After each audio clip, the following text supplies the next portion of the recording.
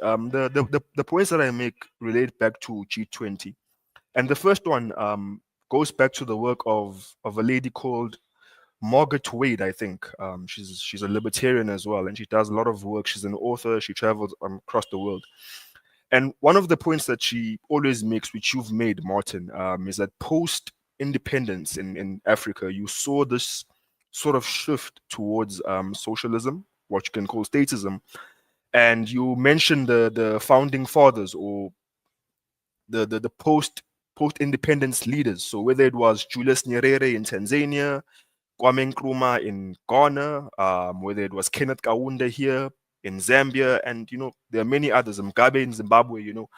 This is sort of the trajectory that you see post independence. The kind of approach economically that we took on the African continent. And if you look at the outcomes in all these countries, whether Tanzania, Zambia, and other states, you can see that the result was mass destitution. It was destruction of economies, the destruction of people's lives, and there was really no major improvement. There was an attempt in Tanzania to try and cover up these things, but African socialism in Tanzania was a complete failure. Ujamaa was a complete failure, and really at the heart of the problem here is this sort of conflation of capitalism that you have with colonialism, where they're like, we can't really adopt this system. This is an exploitative system that was used to oppress Africa.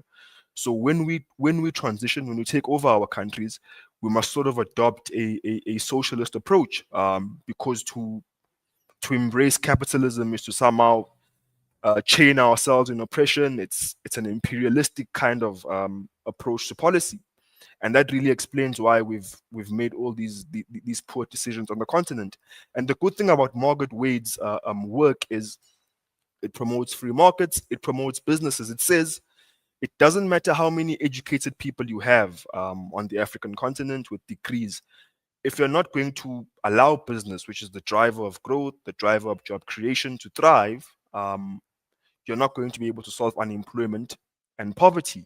And one of your other bigger issues is crony capitalism on the African continent, which must never be conflated with genuine capitalism. It's something we have here in South Africa as well, where you end up having an economy of insiders, and many people are left outside in public procurement processes. There's gatekeeping. If you aren't compliant with BEE, you can't do business with the state. Now you even have businesses themselves sort of enforcing it on smaller people as well. And you end up having a situation where small and medium businesses, which should be driving growth and job creation, are pushed outside. They are harmed by regulations. And at the end of the day, everyone is frustrated. And the real problem here is not capitalism itself, but crony capitalism.